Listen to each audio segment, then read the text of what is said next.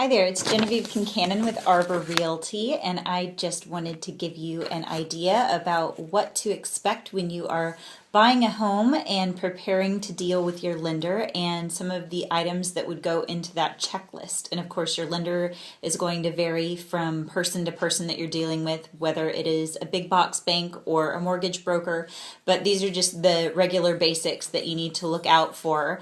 And just make sure that you're being very prompt and attentive when your lender asks you to jump through those fiery flaming lender hoops. You say how high, and you get these items over to your lender just as soon as possible. So what they will be looking for would be for you to provide them copies of the two most recent pay stubs covering the last 30 days of employment with year-to-date earnings. Then you'd provide them with a copy of the last 2 years of tax returns and W-2 statements.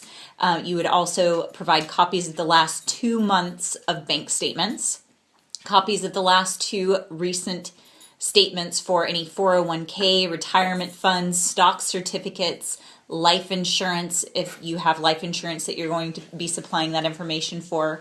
If you're self-employed, you would supply the last 2 years of personal partnership information, S-Corp or corporate tax returns with all of the pages. Always supply all pages. Don't think that you can just send the first 2 pages. They need everything. You'll supply the schedules and all attachments. And when I say supply them with everything, that goes for the tax returns and everything.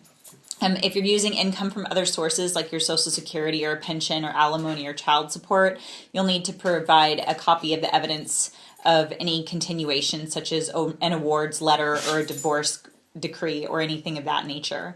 You'll also need to provide a copy of the executed and signed purchase agreement. That's something that your realtor would do. I would actually send that over to your lender as soon as that was ratified or all parties had agreed to all portions of the contract. The realtor's name and phone number, that hopefully would be something you would already have your lender in contact with your realtor so that we could have a really great relationship. Provide the name, agent, phone number, and homeowner's insurance agent information. So if you have an insurance agent that you really like working with, you're going to have homeowner's insurance. So that's something that you'll need to deal with. If you're currently renting, you'll provide a landlord name and contact information covering a 2-year residence history. That's something that your lender is going to need as well. You'll also need a copy of the earnest money check. Canceled copy. So basically, as your realtor, that would be something that we would send over to your lender so that they could see what, as a part of the contract that we were sending over, which has been ratified, that earnest money. So they could see what was being put down for your whole contract in general.